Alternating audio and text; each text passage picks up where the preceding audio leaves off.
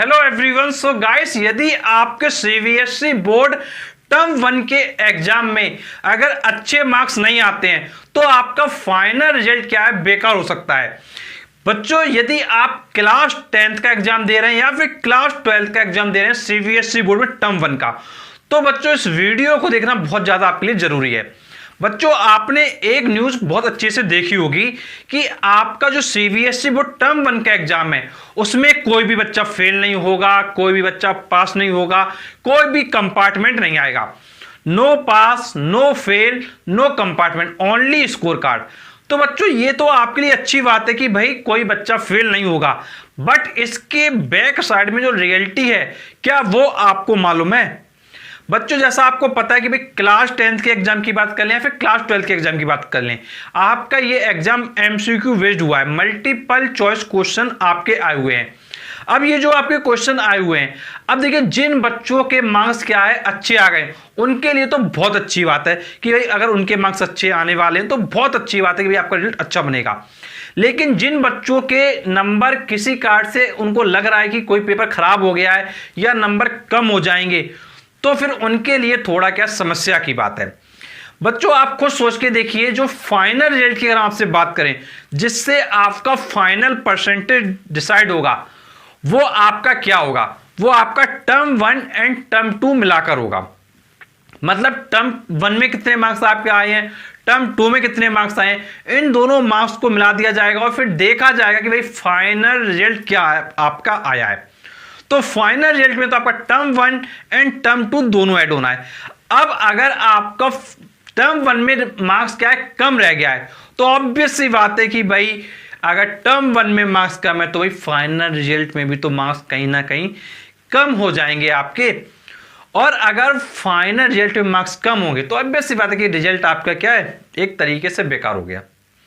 तो बच्चों, आपको ध्यान ये रखना है कि अगर आपका किसी पर्टिकुलर सब्जेक्ट में आपका स्कोर क्या है, टर्म 1 में बेकार हो गया है, या आपको लग रहा है कि भाई पेपर हमारा खराब गया है, बेकार आने वाला है हमारा स्कोर, तो भाई आपको ध्यान ये रखना है कि उस सब्जेक्ट में टर्म 2 में बहुत अच्छे से तैयारी करने की जरूरत है, जिससे कि आपका जो फाइनल रिजल्ट है वो बहुत अच्छा क्या है आपका आ सके।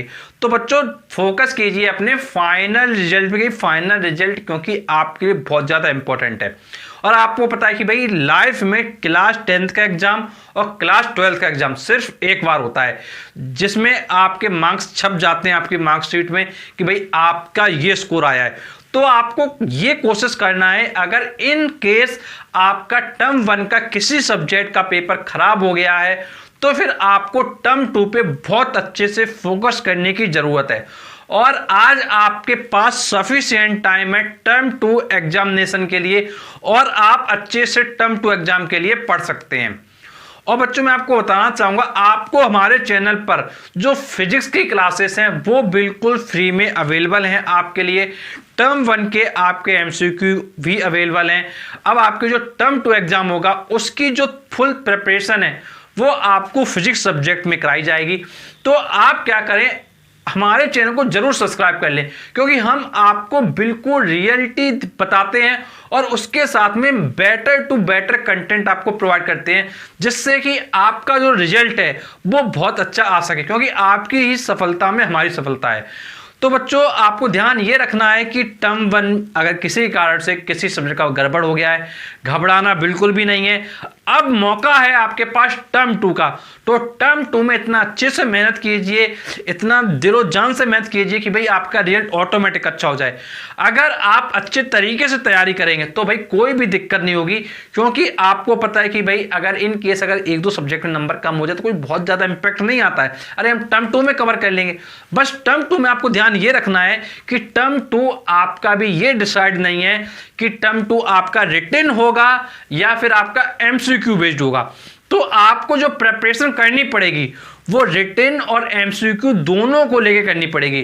मतलब आपको रिटन वाली चीजों भी फोकस करना पड़ेगा, आपको एमसीक्यू वाली चीजों पर भी फोकस करना पड़ेगा, क्योंकि अभी तक बोर्ड ने ये क्लियर नहीं बताया है कि टर्म 2 आपका कैसा होगा, रिटन होगा या फिर सिर्फ एमसीक्यू बेस्ड होगा।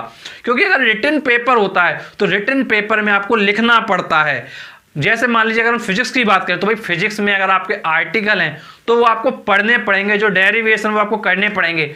तो भाई रिटन एग्जाम में आपको पूरा बाकायदा लिखना पड़ता है, लेकिन जो एमसीक्यू बेस्ड होता है तो भैया उसमें आपको क्या है, टिक लगाना है और कुछ आपको विशेष क्या है नहीं करना होता है।